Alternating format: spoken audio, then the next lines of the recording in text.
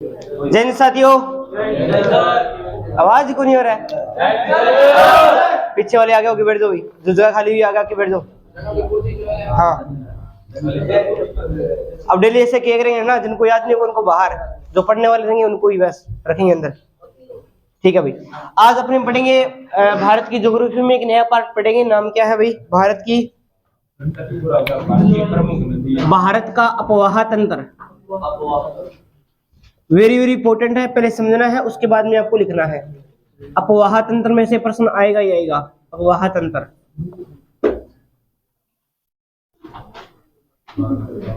भारत का अपवाह तंत्र। अपवाह तंत्र मतलब समझते हो? नदियों का एक जाल है भाई, जहां से नदियां बहती है। कुछ नदियां अरब सागर में जाती है और कुछ नदियां कहाँ जाती है? खंबात की खाड़ी में जाती है, और कुछ नदियां अपना जल है वो बंगाल की खाड़ी में गिराती है। सबसे पहले हम देखेंगे कि उद्गम के आधार पर भारत के अपवाह तंत्र को कितने भागों में बांटा गया है। सबसे पहले पढ़ेंगे अपने उद्गम के आधार पर। उद्गम समझते हो ना? जहां से वो निकलती है। तो उद्गम के आधार पर, उद्गम के आधार पर नदियां कितने प्रकार की है भाई?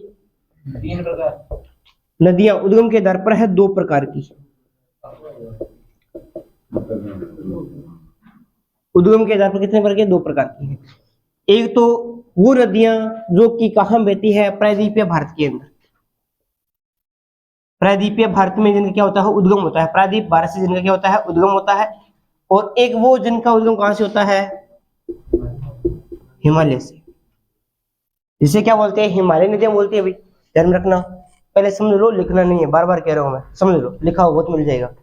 इसके बाद में वीडियो देख के नोट सुना लेना घर पे जाके। एक तो है प्रायद्वीपीय से, जहां से उद्गम होती है वो नदियां। एक जहां हिमालय से उद्गम होती है वो नदियां। अब यहां देखो भी, यहां उद्गम होने का, यहां पर जो उद्गम होगी वो कैसे होगी भी? किसके कारण से यहाँ पे नदियां बनेगी? प्रायद्वीपीय भारत के अंदर जब वर्षा होगी तब यहाँ पे क्या बनेगी भाई? उद्गम का स्रोत क्या है यहाँ पे? यहां पर उद्गम का स्रोत क्या है? वेरी गुड भाई, उद्गम का स्रोत क्या हो जाएगा यहाँ पे? हिमानी। हिमानी मतलब बर्फ नहीं बोलना आपको, हिमानी बोलना है, ध्यान रखना, ठीक है ना? वैसे बोलते इसको बर्फ ही है। अब ये वर्षा वाली नदियां हैं और ये हिमानी नदियां हैं।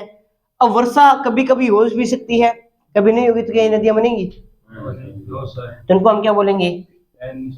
मौसमी नदियां। मौसमी नदियां, यानी जो प्रायद्वीपीय भारत की जो जितनी भी नदियां होगी उन्हें हम क्या बोलेंगे? बर्फ तो भाई हमेशा पिघलती रहेगी, पिघलती रहेगी तो क्या है? नदियां बनती रहेगी, तो इसे हम क्या बोलेंगे? इसे हम सदाबहार भी बोल सकते हो, या फिर वर्षवाहिनी भी बोल सकते हो। ये भी आपको ध्यान रखना है।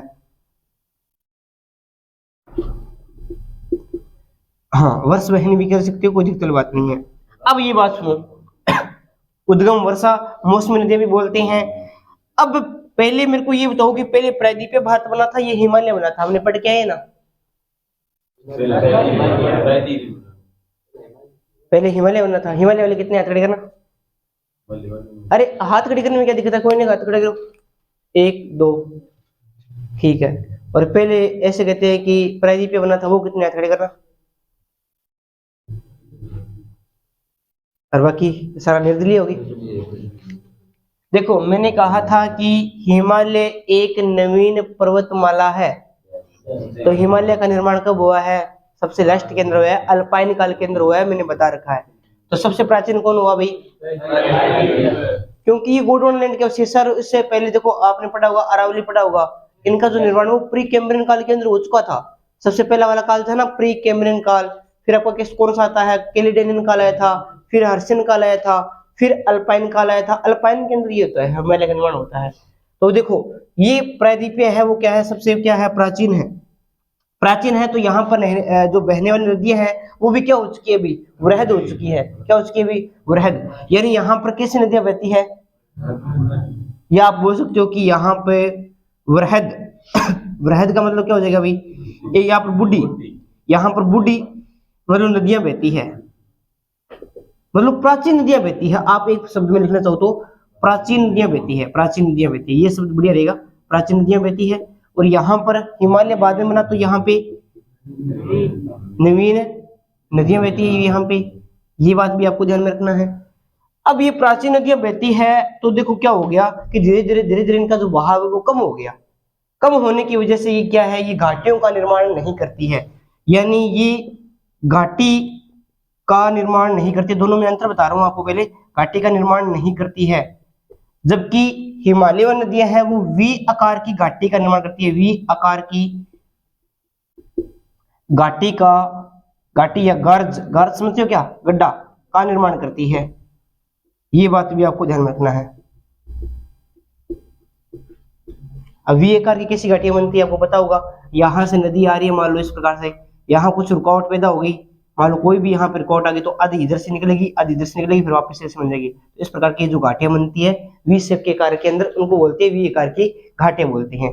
अच्छा, अब ये देखो इसका भाव क्षेत्र कम है तो क्या यहाँ पे नौकायान, नौकायान समझते हो क्या, क्या यहाँ नौकायान चल सकती है? तो ये नौकायान यहाँ पे नहीं चल सकती, यहाँ पे ये तो युवा है, युवा है तो बहाव ही नहीं है इतना, कहां से चलेगी ऐसा नहीं चला सकते, ऐसा तो आप कुछ भी कह दोगे ना, ऐसा नहीं है। तो ये है इन दोनों में डिफरेंस है, प्रायद्वीपीय की बाहर से जो उद्गम होती है उसमें, और ये जो हिमालय में जो उद्गम होती है उन दोनों नदियों में थोड़ा सा डिफरेंट है। ये इसके उद्गम का स्रोत क्या है, वर्षा है, इसका उद्गम का स्रोत क्या है, हिमानी। हिमानी मतलब बर्फ, बर्फ के पिघलने से किसका निर्माण होता है, नदी का निर्माण होता है। ये मौसमी नदियां हैं, जब बारिश आएगी तो बनेंगी। ये सदाबहार है, मतलब वर्ष भर बहती रहती है। प्राचीन नदियां हैं, ये नवीन नदियां हैं, और ये घाटियों का निर्माण नहीं करती है क्योंकि इसका भाव क्षेत्र वो क्या है, मंद है ना, उसका तीव्र है, तो ये वी आकार की घाटियों का निर्माण करती है। ये आपको ध्यान में रखना है। ये नौकायान योग्य नहीं है और यहाँ पर नौकायान चल सकती है, पहले तो ये लिखो, उसके बाद में हमने समापन के आधार पर नदियों के प्रकार पढ़ेंगे। उद्गम के आधार पर नदियां दो प्रकार की है, प्रायद्वीपीय भारत वाली और हिमालय नदियां। अब हम पढ़ेंगे समापन के आधार पर। समापन या तो अरब सागर में जाएगी या फिर बंगाल की खाड़ी में, वो बता देता हूं आपको।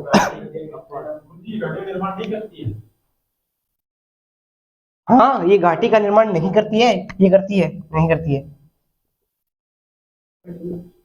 ये लो,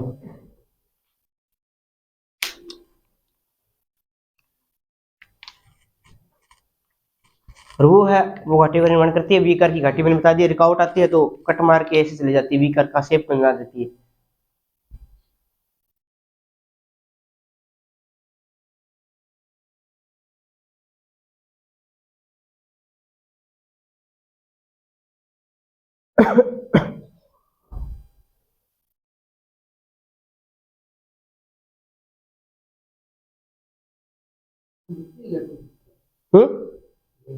कौन सी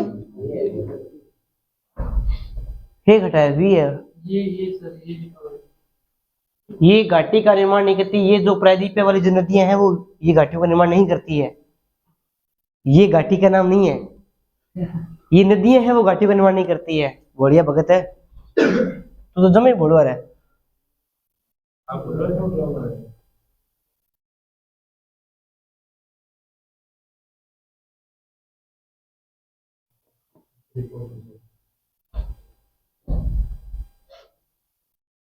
चलिए आगे।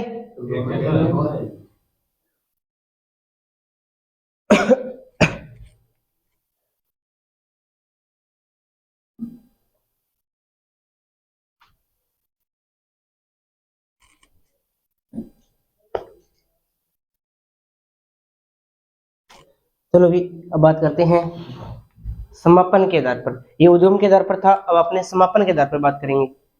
उद्गम तो यहां से हो गया, अब समापन मतलब अपना जल कहां पे गिराएगी, या तो अरब सागर में गिराएगी या फिर उनके आधार पर हम और बात कर लेते हैं। दो भागों में बांटा गया है, वो भी हम देख लेते हैं।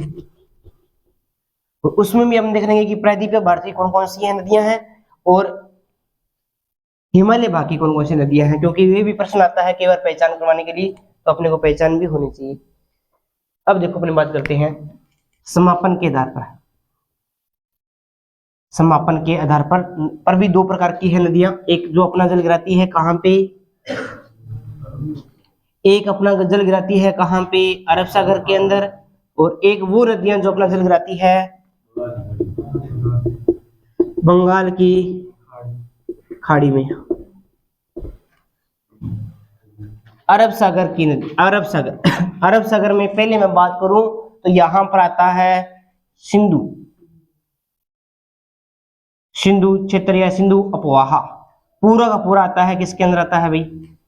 अरब सागर के अंदर आता है सिंधु अपवाहा, अरब सागर के अंदर आता है। अपवाहा का नाम ले लिया तो इसकी 5 सहायक नदियां भी आएगी भाई। 5 सहायक नदी आपको याद है ना? पहली, दूसरी, तीसरी, फिर सतलज। उसके बाद में अगर हम बात करते हैं यहाँ पे, उसके बाद में अपना आ जाता है आपकी आ जाएगी कौन सी? लूनी। फिर आपकी कौन सी आ जाएगी? साबरमती। फिर आपकी कौन सी आ जाएगी? माही। फिर आपकी कौन सी आ जाएगी? पश्चिमी बनास, पश्चिमी बनास आ जाएगी। और उसके बाद में हम और बात करते हैं, यहाँ पे लिख देते हैं तो लूनी होगी, साबरमती होगी, माही होगी, पश्चिमी बनास होगी, ये कुछ यहाँ पे अपने बात करती हैं। नर्मदा नदी भी आ जाती है ना? ये सारी की सारी कुछ नदियां हैं जो अपना जल गिराती है, किसमें गिराती है भाई? अरब सागर के अंदर। उदाहरण के रूप में मैंने बताया आपको, उदाहरण के रूप में कुछ नदियां, ठीक है। इधर वाले की हम बात करते हैं तो इधर आ जाता है गंगा का, गंगा नदी आ जाती है, फिर ब्रह्मपुत्र नदी आ जाती है, ठीक है। नीचे अगर हम बात करती है तो यहाँ पर महा नदी आ जाती है, उसके बाद में कृष्णा आ जाती है, उसके बाद में हम बात करते हैं तो स्वर्णरेखा नदी आ जाती है। ताप्ती इधर आएगी, ताप्ती इधर आएगी। और उसके बाद में कृष्णा के बाद में हम बात करते हैं तो आपका स्वर्णरेखा नदी आ जाती है, स्वर्णरेखा नदी आ जाती है। उसके बाद में अगर हम और बात करें तो वैगई नदी आ जाती है, वैगई नदी आ जाती है। और अगर हम बात करें तो यहाँ पे गोदावरी आ जाती है, गोदावरी आ जाती है। ये सारी कहाँ? कावेरी भी आ जाती है, कावेरी भी आ जाती है यहाँ पे। कावेरी याद आ रही है क्या? कावेरी, कावेरी नदी मैंने बताया था कि वह 2 भागों को विभाजित करती है। एक पठार है जिसको 2 समान भागों में विभाजित करती है, और उस पठार का नाम क्या है? किस किस को पता है भाई? उस पठार का नाम किस किस को पता है? कावेरी नदी जिस पठार को 2 समान भागों में बांटती है, उस पठार का नाम पूछ रहा हूँ, किस किस को पता है? एक नहीं पता रे, 2 ना पता है, 3 है, 4 5 पता रे तन बताई, पता ना? हाँ ये कर रखे नहीं। हाँ हाँ याद रखना, कर्नाटक के पठार को है, मैंने बताया था आपको, ठीक है ना? 2 समान भागों में बांटती है। तो ये है आपका, देखो अब इसमें भी हम बात करते हैं तो ये जो सिंधु है, सिंधु अपवाह तंत्र है, और इधर ये गंगा और ब्रह्मपुत्र का जो अपवाह तंत्र है, ये आता है आपका किस में आता है? ये है आपकी हिमालय नदियां, हिमालयी, हिमालयी नदियां हैं। और ये भी आपकी 2 हिमालय नदियां हैं, हिमालय नदियां हैं, हिमालयी, ठीक है। और यहां से लेकर ये इतने वाला जो भाग है, ये आपकी है प्रायद्वीपीय भाग की नदियां, प्रायद्वीप भाग की नदियां। और ये भी आपकी यहां से लेकर यहां तक ये प्रायद्वीपीय भारत की नदियां हैं, प्रायद्वीपीय भारत की नदियां हैं। घग्गर नदी आंतरिक प्रवाह की है, किसी में भी नहीं गिराती है। राजस्थान में पड़ती है, आंतरिक प्रवाह की सबसे लंबी नदी मानी जाती है।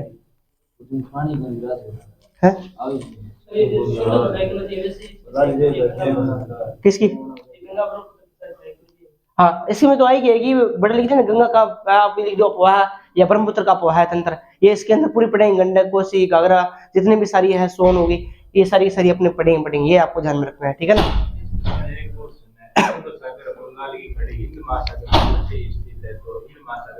ना ऐसा नहीं जाता, अरब सागर से बाद की बात है वो तो ना, अरब सागर से आगे की बात है, वो बॉर्डर लगती है। तो कुछ नदियां तो ऐसे अपने खंबाती खाड़ी में भी गिरा देती है, जैसे अपने लूनी की बात करते हैं, है ना?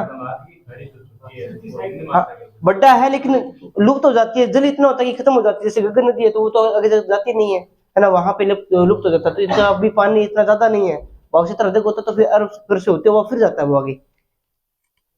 ये उतारो भाई जल्दी से, आगे चलते हैं फिर अपने।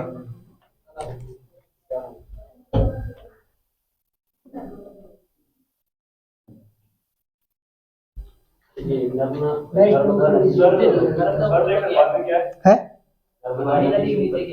माही के बाद में पश्चिमी बनास नर्मदा, इधर वाला कौन सा? महानदी, कृष्णा, स्वर्णरेखा, वेगई, गोदावरी, कावेरी, वेगाई। हाँ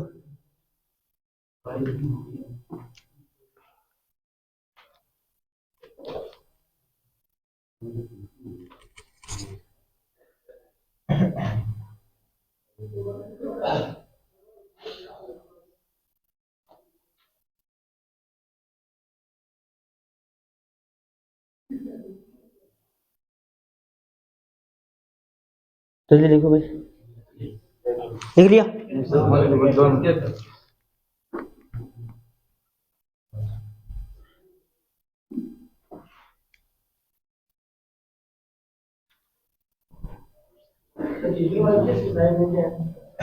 ये वाली, ये प्रायद्वीपीय बारिश से इसका उद्गम होता है, और इनका है ये भी प्रायद्वीपीय बारिश होता है। गंगा, ब्रह्मपुत्र और सिंधु, ये जो 3 नदियां हैं अपने पढ़ के आए थे, याद आ रहा है क्या? क्या याद आ रहा है? उत्तर का मैदानी भाग याद आ रहा है क्या? उत्तर का मैदानी भाग याद आ रहा है क्या? कल बताया था ना? कितने भागों में बांटा गया है? उसमें ये नदियां आई थी क्या? गंगा, ब्रह्मपुत्र और कल सिंधु वाला किया नहीं था क्या? हाँ तो बाकी याद कर लेगा। तो पहले वाले पढ़ा तो चुका हूं मैं, पहले वाला बोलो ही को नहीं, खर्च पराड़ा सा बैठे हो।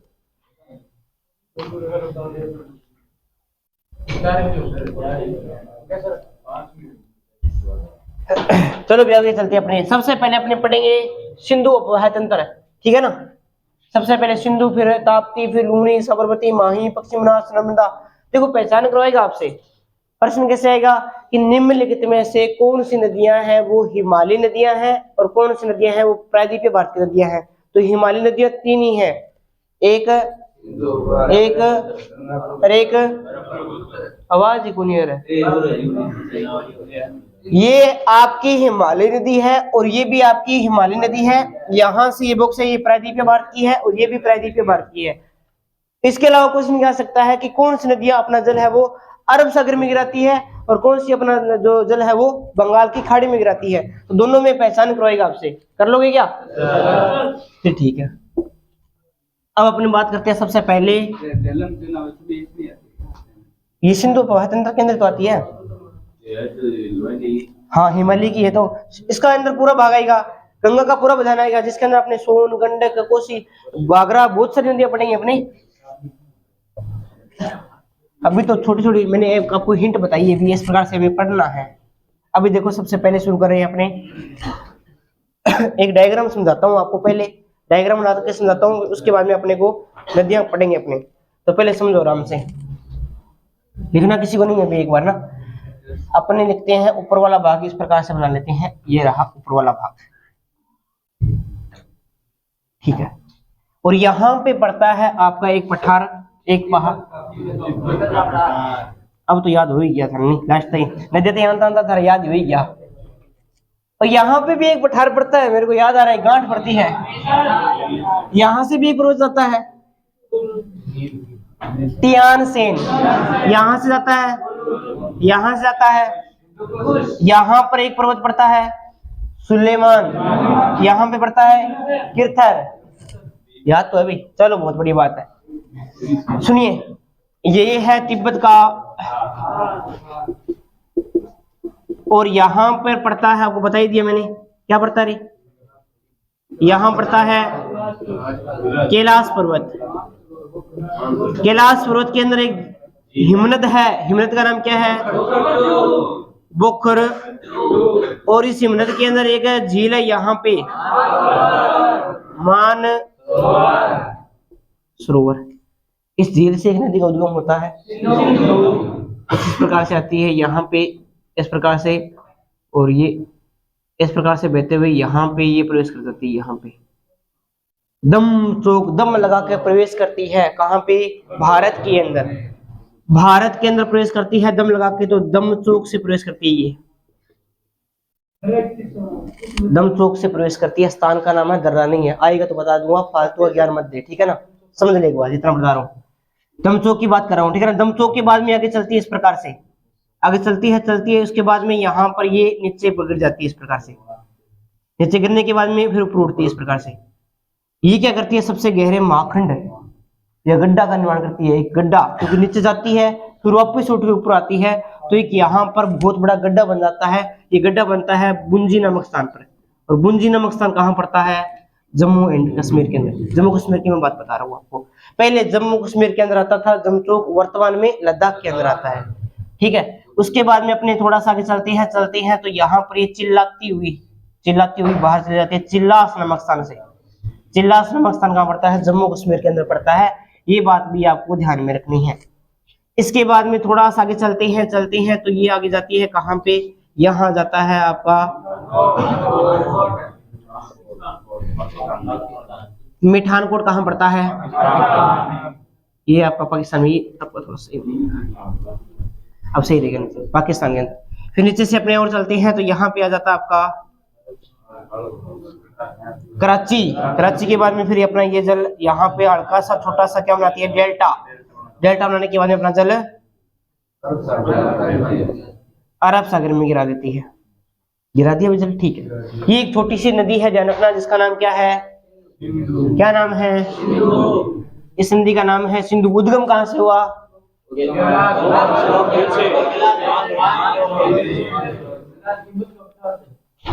तिब्बत के पठार की कैलाश पर्वत की बोकुरचू हिमनद के मानसरोवर जल से उद्गम होता है। उसके बाद में ये तिब्बत के अंदर देखो शेर के मुख के समान बहती है, इसलिए इसे तिब्बत में शेरमुख के नाम से जानते हैं। इसको शेरमुख के नाम से भी जानते हैं, ये बात भी आपको ध्यान में रखनी है। जिस प्रकार से ब्रह्मपुत्र नदी है वो यहाँ पर सांप के समान बहती है, इसलिए उसे सांको नदी कहते हैं। इसी प्रकार यह शेर के मुख के समान बहती है, इसलिए तिब्बत में इसे क्या बोलते हैं, शेरमुख बोलते हैं। दमचौक जब लद्दाख से प्रवेश करती है, पुंजी नमक स्थान पर गहरे खड्डे का निर्माण करती है। उसके बाद में चिल्ला से बाहर निकल के मिठानकोट होते हुए कराची जाती है, कराची से अपना जल अरब सागर में मिला देती है। एक बार ये इसका डायग्राम ये है। उसके बाद में इसकी दूसरी साइड में देखो, यहाँ पे पहले आ जाएगी, नाम क्या है,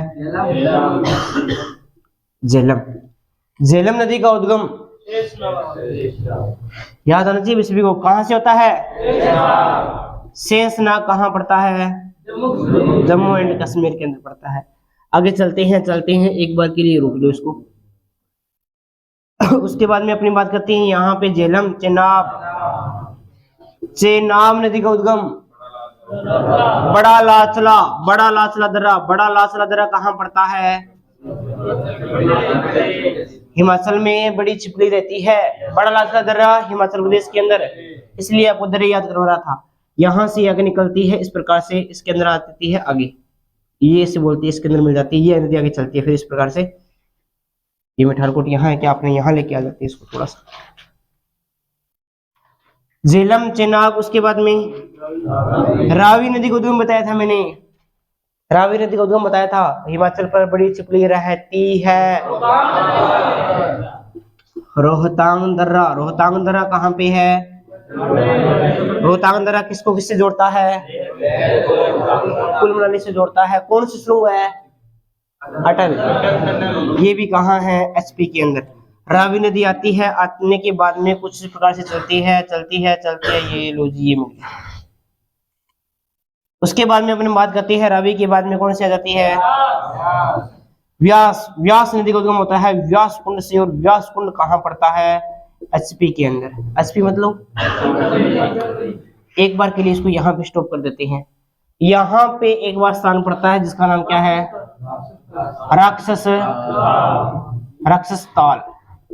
राक्षस ताल। हाँ, झील यहाँ से निकलती है, निकलने के बाद में आ रही है, देखो नदी आ रही है इस प्रकार से, ये आ गई भारत में यहाँ पे पड़ता है एक दर्रा, इसका नाम क्या है, शिवकिला दर्रा। और शिवकिला दर्रा से भारत में प्रवेश करती है और चलती है जाने के बाद में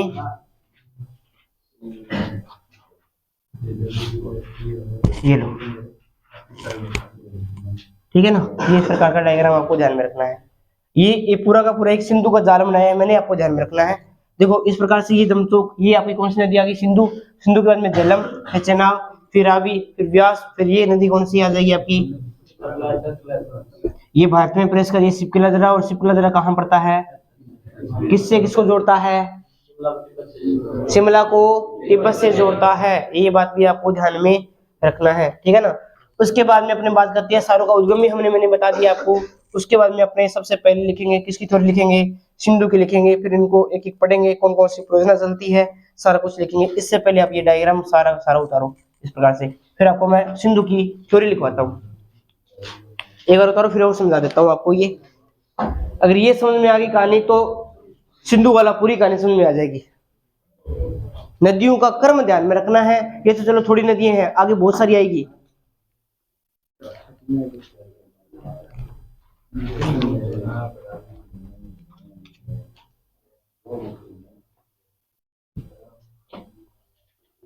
आवाज मत करो, जल्दी से उतारो उसको।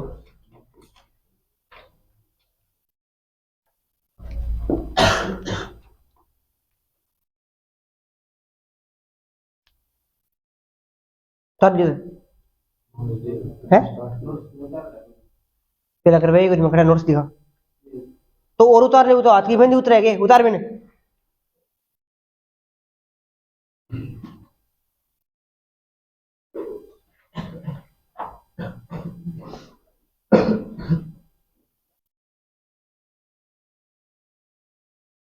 जितनी बार करो उतनी बार प्रैक्टिस होगी सारे। तो जल्दी लिखो, टाइप करना है अपने पास में।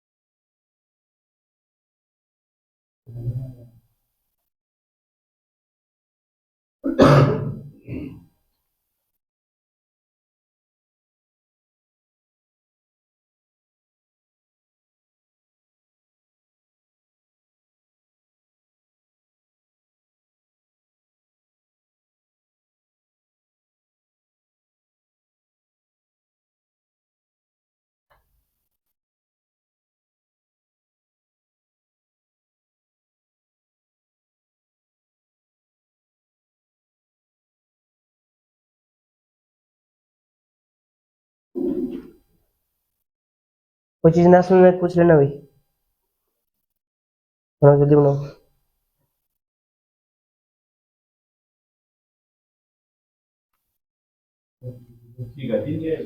कौन सी घाटी? गुंजी नामक स्थान पे घाटी का निर्माण करती है। घाटी का नाम नहीं है, गुंजी नामक स्थान है। व्यासकुंड, व्यासकुंड से उद्गम होता तो व्यासकुंड बाद में हिमाचल प्रदेश के अंदर पड़ता है। गुंजी के आगे क्या लिखा हुआ है? जम्मू कश्मीर। गुंजी से ऊपर क्या लिखा हुआ है? सिंधु लिखा हुआ है। गुंजी से ऊपर दमचौक लिखा हुआ है। दमचौक तो वहां है लद्दाख के अंदर जहां से प्रवेश करती है।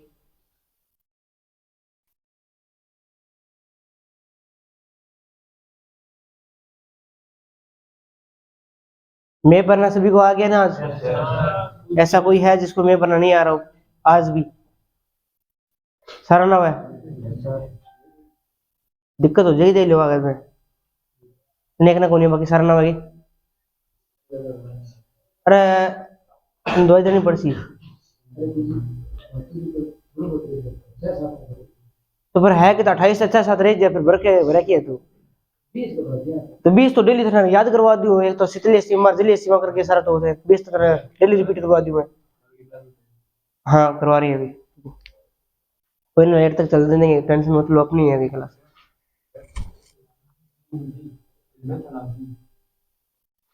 अरे चलेंगे अपनी वो वहां से देख के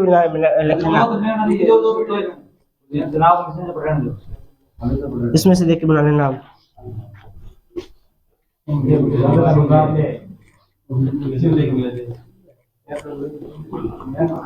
लिखो अब, लिखो साथ साथ में थ्योरी लिखो अब साथ साथ में। हाँ अब ये थ्योरी है, डायग्राम समझ लिया, अब थ्योरी साथ साथ में लिखो, अब आपको समझ में आ जाएगी। अब लिखो हेडिंग डालो सिंधु, सिंधु नदी। अब लिखो सिंधु नदी हेडिंग डाली हेडिंग। अब लिखो उद्गम, यहाँ पे साथ साथ लिखते जाओ उद्गम। इस नदी का उद्गम, इस नदी का उद्गम तिब्बत के पठार में स्थित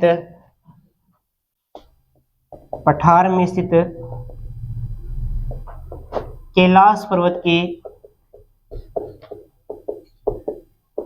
बोखरचू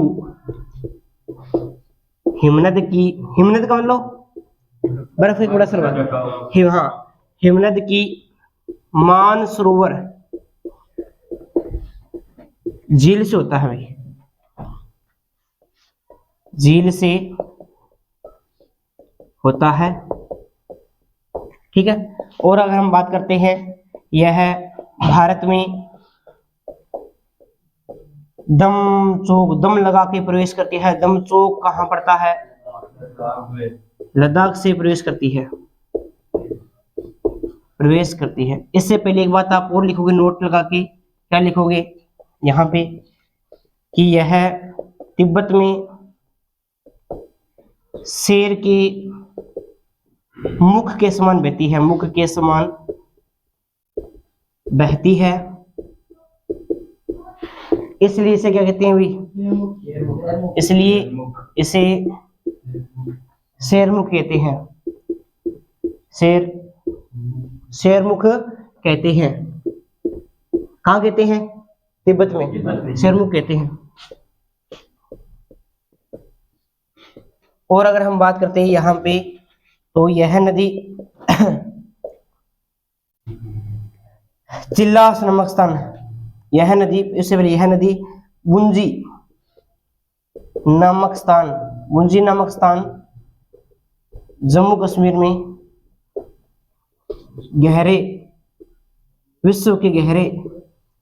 विश्व के सबसे गहरे गर्ज या फिर महाखंड का निर्माण करती है, गड्ढे का निर्माण करती है, महाखंड का निर्माण करती है भैया।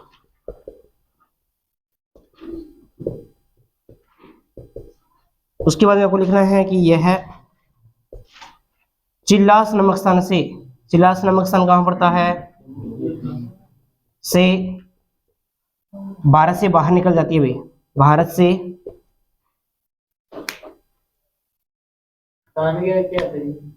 जम्मू कश्मीर है, से बाहर निकल जाती है, भारत से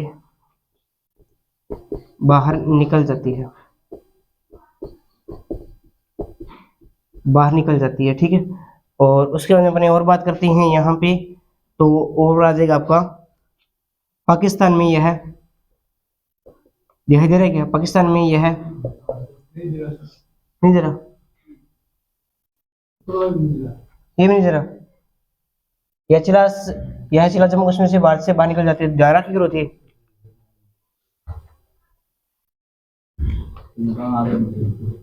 ऊपर रफ कर रहा हूं। पाकिस्तान में यह मिठानकोट होते हुए कराची जाती है,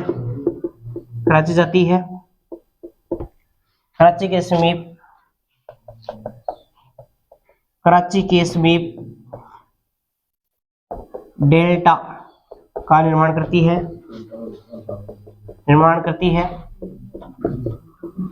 वह अपना जल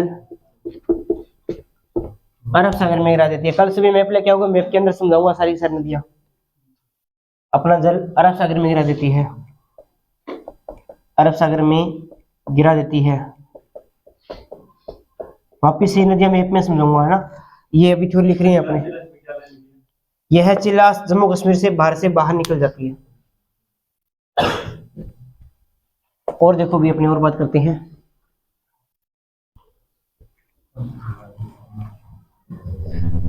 और अपने इसके अंदर बात करते हैं, तो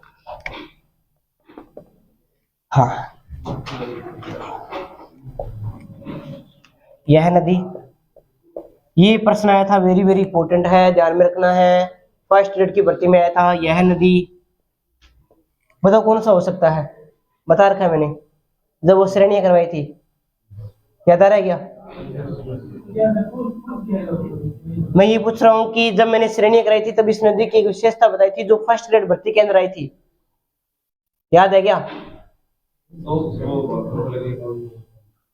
ना खाड़ो याद हो रहा है। यह नदी लद्दाख तथा जास्कर श्रेणी के मध्य बहती है, श्रेणी के मध्य बहती है। याद आया क्या? अब एक दो ये है, ठीक है ना। उसके बाद में हम और बात करते हैं तो 11 खंड का निर्माण कर दिया। यह नदी लद्दाख से 10 को दुश्मन मगो मारती है। इसकी कुल लंबाई भी, इसकी कुल लंबाई कितनी हो जाएगी? 2880 किलोमीटर हो जाएगी। और भारत के अंदर इसकी लंबाई कितनी हो जाएगी? भारत में हो जाएगी इसकी, ठीक है, 111-14 100, ये है ना।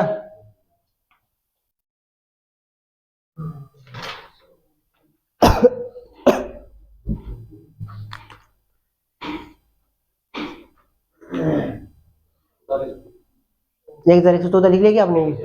2880।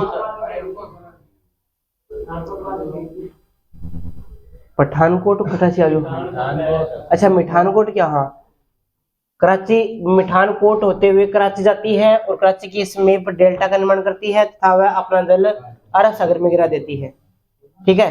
और आज के लिए हम इतना ही अध्ययन करेंगे, बाकी करेंगे अपनी कल वाली क्लास के अंदर। तो मिलते हैं भाई कल।